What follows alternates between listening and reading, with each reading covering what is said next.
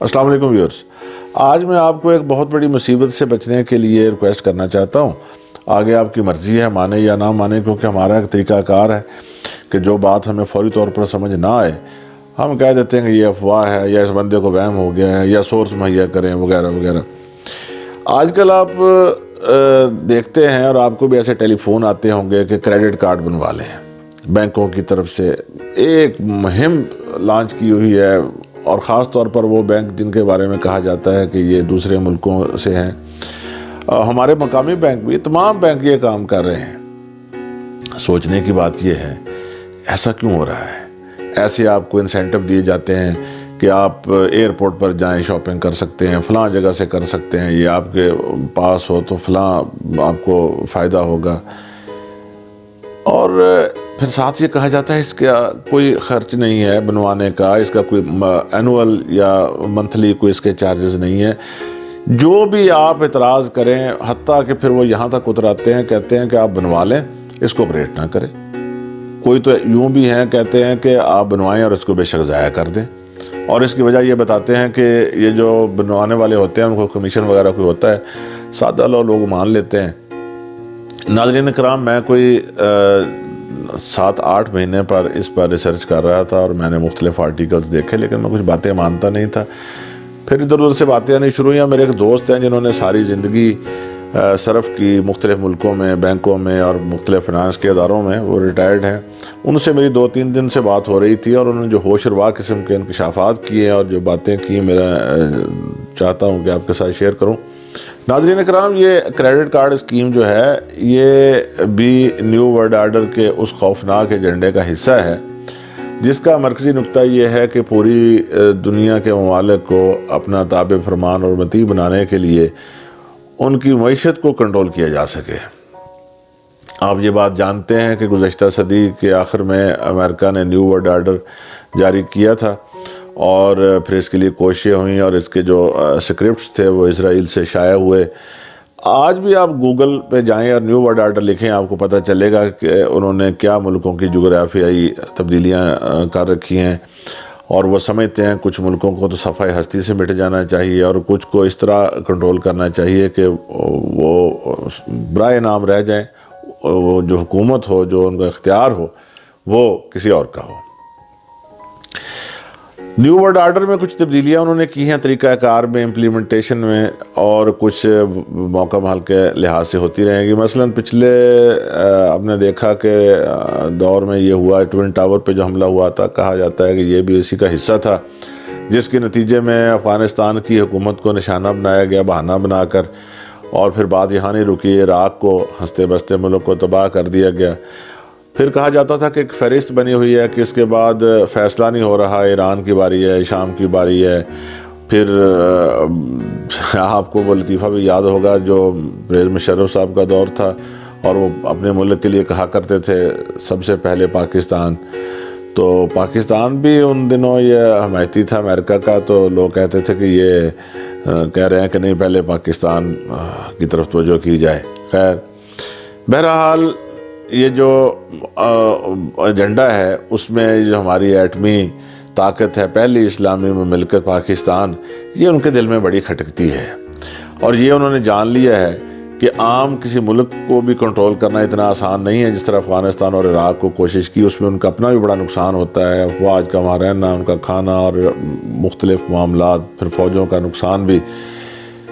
اب انہوں نے سوچا ہے کہ اس کو کسی ایسے طریقے سے کنٹرول کیا جائے کہ اپنا ان کا نقصان کم سے کم ہو، اور جس کے لیے اب یہ کرونا کا جو ہتھیار ہے، جسے میں ہمیشہ کہتا ہوں کہ یہ ایک ہائیبرڈ پروڈکٹ ہے، یہ لانچ کی گئی، جسے 5th جنریشن وار بھی کہا جاتا ہے۔ اس کا جو مین فیچرز اس کے یہ ہیں، ایک تو میں نے کہا کہ معیشت کو کنٹرول کرنا، دوسرا آبادی کو کم کرنا، تیسرا وہ چیزیں جو آپ جانتے ہیں کہ ان کو کھٹکتی ہیں، اس قسم کی احتیاطیں بتانا کہ وہ بھی ختم ہو جائیں۔ آپ کہیں گے وہ کون سی؟ میں پہلے کہہ چکا ہوں کہ ان کے یہودیوں کے جو ذہن میں جو سب سے زیادہ چیزیں کھٹکتی ہے، جو قوم کھٹکتی ہے، وہ مسلمان ہے۔ آپ دیکھ رہے ہیں کہ آج کل عرب ممالک، کچھ مڈل ایسٹ کے ملک جو ہیں، اسرائیل کے ہم نوا بنتے جا رہے ہیں۔ انہوں نے جو کورونا سے بچنے کی احتیاطیں بتائی تھیں ان میں سب سے بڑی یہ تھی کہ گیدرنگ نہ ہو، اور ہم یہ سمجھتے ہیں یہ گیدرنگ بازار وغیرہ جانے کے لیے اور اس قسم کی مارکیٹوں میں جانے کے لیے وہ کہہ رہے ہیں، اصل ٹارگٹ تو کچھ اور تھا، اور جو انہوں نے حاصل کیا آپ نے دیکھا کہ پتہ نہیں کتنے برسوں کے بعد حج بیت اللہ جو تھا وہ نہیں ہو سکا۔ اس کے علاوہ اس کے بعد جو دوسرا بڑا اجتماع ہے رائیونڈ کا، ان پر الزام تھا کہ یہ جی جماعت کے اندر، تبلیغی جماعت کے اندر کچھ ایسے لوگ ہوتے ہیں، تقریب کا عناصر ہوتے ہیں جو کہ نہیں ہونے چاہیے، حالانکہ وہ بیچارے معصوم لوگ ہیں۔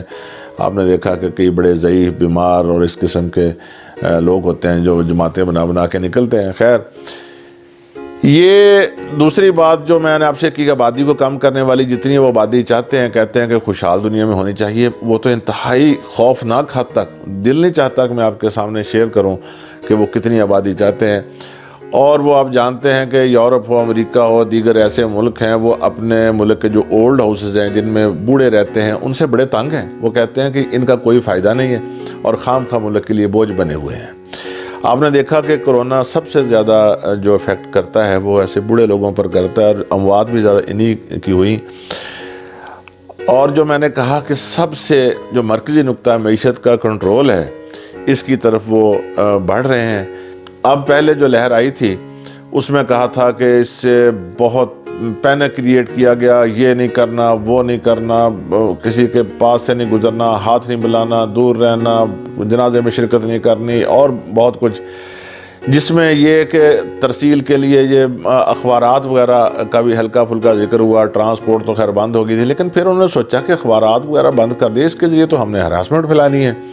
پھر ایسے اشتہارات چلائے گئے کہ نہیں، کاغذ کے ذریعے نہیں پھیلتا، مگر اب اس میں کچھ تبدیلیاں کی جا رہی ہیں۔ اس کا ایک طریقہ کار انہوں نے یہ سوچا ہے کہ جب اپنی کہی ہوئی بات میں تبدیلی کرنی ہوگی تو کورونا کی نئی قسم جو ہے وہ کہہ دیں گے، جس طرح برطانیہ میں کہا جا رہا ہے کہ کورونا کی نئی قسم سامنے آ رہی ہے، اور آنے والے وقت میں یہ اعلان کیا جائے گا۔ آپ دیکھیے گا، یہ یاد رکھیے گا کہ کاغذ کے ذریعے، بالخصوص یہ جو کرنسی نوٹ ہوتے ہیں، اس کے کاغذ بڑے اسپیشل قسم کے ہوتے ہیں۔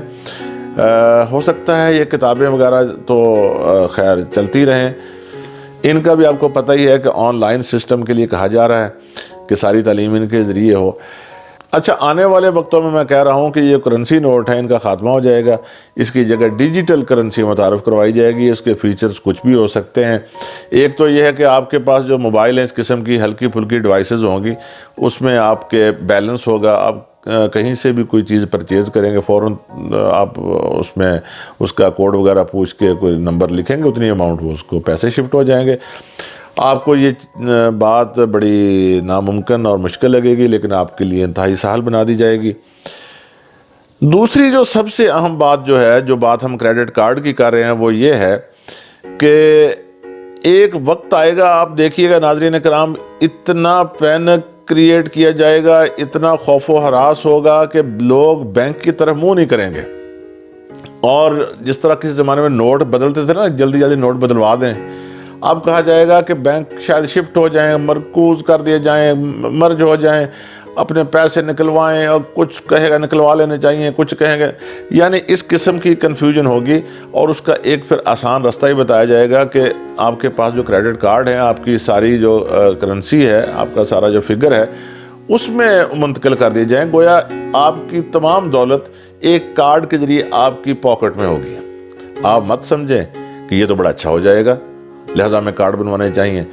یہ پھر آپ ایسے ہی کنٹرول ہو رہے ہوں گے، آپ کی دولت ایسے ہی کنٹرول ہوگی جیسے آج کل آپ دیکھتے ہیں، یہ آپ کے NIC بنے ہوئے ہیں چپ والے، یہ سارے چپ کے ذریعے بنے ہوئے کارڈ ایک چپ میں آ جاتے ہیں، لنک ہو جاتے ہیں، اور اس کے ساتھ پھر کس کس کی ایکسیس ہے اللہ بہتر جانتا ہے۔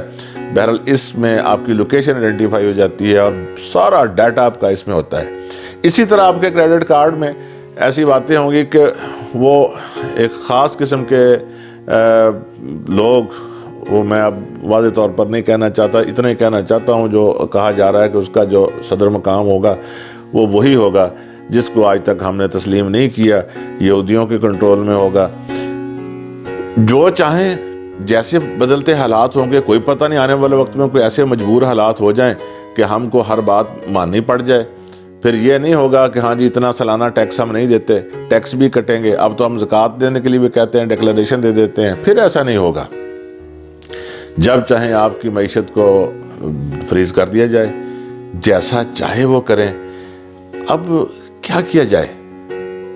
اگر اس وقت لوگوں کو کہا جائے گا کہ جس نے کریڈٹ کارڈ نہیں بنوائے بنوا لیں، تو شاید کچھ لوگ کہیں گے اب پھر تو ہمیں ابھی بنوا لینے چاہیے۔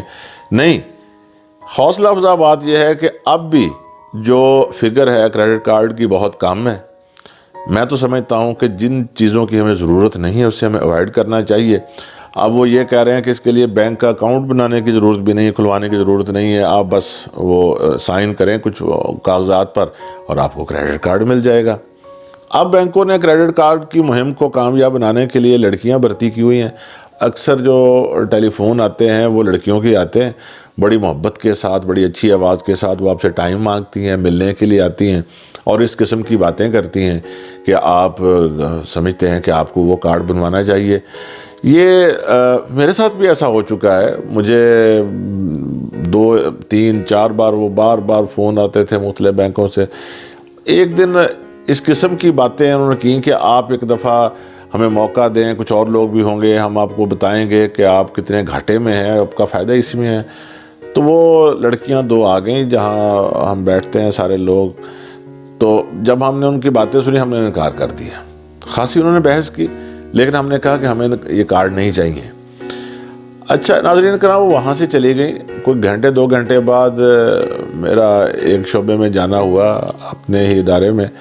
میں نے دیکھا کہ ہمارے اچھے خاصے وہ دوست ہیں، سمجھدار ہیں، 3 4 وہ بیٹھے ہوئے ہیں، وہی لڑکیاں وہیں بیٹھی ہوئی ہیں اور ان کے سامنے چائے بسکٹ وغیرہ رکھے ہوئے ہیں اور بڑے کہکے لگ رہے ہیں۔ یہ ان کا ایک طریقہ کار ہے۔ اب میں کچھ کہہ بھی نہیں سکتا تھا، میں نام بھی نہیں لے رہا، میں ڈرتا بھی ہوں اس شعبے سے، اور وہ جو ان کے صدر شعبہ ہیں خاص طور پر بڑی بڑی مونچھوں والے، وہ پھر لڑنے کے لیے تیار ہو جاتے ہیں۔ سب کے انہوں نے فارم بھر لیے۔ اب میں نے اشارے کنائے میں ان سے کہا کہ یہ سوچ سمجھ کر، ایک بندہ تھا وہ سمجھ گیا، وہ ہے بھی یہ ٹوبہ ٹیک سنگھ فیصل آباد کا، ادھر کے لوگ بڑے سیانے ہوتے ہیں، گورنر صاحب کے علاقے کے۔ باقیوں کے انہوں نے وہ فارم وغیرہ فل کر لیے سارا کچھ۔ ناظرین اکرام، میں نے کچھ باتوں کی نشاندہی واضح طور پر اور کچھ کی ذرا دبے لفظوں میں کر دی ہے۔ میں سمجھتا ہوں کہ جیسے کہا جاتا ہے کہ ایک نظام دنیا کا چل رہا ہوتا ہے اور دشمن جو ہوتے ہیں وہ اپنی ترکیبیں بناتے رہتے ہیں۔ ہمارا ایمان ہے کہ آسن الماکرین جو ہیں، اللہ پاک کی ذات جو ہے، ان کے جو منصوبے ہیں وہ سب پر غالب ہوتے ہیں۔ کوئی پتہ نہیں کہ ان کے منصوبے جو دنیا کو گرفت میں لینا چاہتے ہیں، پوری دنیا کو کنٹرول کرنا چاہتے ہیں، دھرے کے دھرے رہ جائیں۔ لیکن بہرحال ہمیں سوچ بچار سے کام لینا چاہیے، ایسی چیزوں سے اوائڈ کرنا چاہیے جن کی ہمیں کوئی ضرورت نہیں ہے۔ کسی لالچ میں یا بہکاوے میں آ کر کوئی کام ایسا نہیں کرنا چاہیے جو غیر ضروری ہو۔ ناظرین اکرام، میں نے آپ کے سامنے کچھ باتیں رکھیں، آپ سمجھتے ہیں کہ آپ کے لیے یہ باتیں مفید ہو سکتی ہیں تو آپ ہمارا چینل سبسکرائب کر لیجئے اور گھنٹی کے بٹن کو بھی دبا لیجئے تاکہ اس قسم کی بے شمار باتیں آپ تک پہنچتی رہیں۔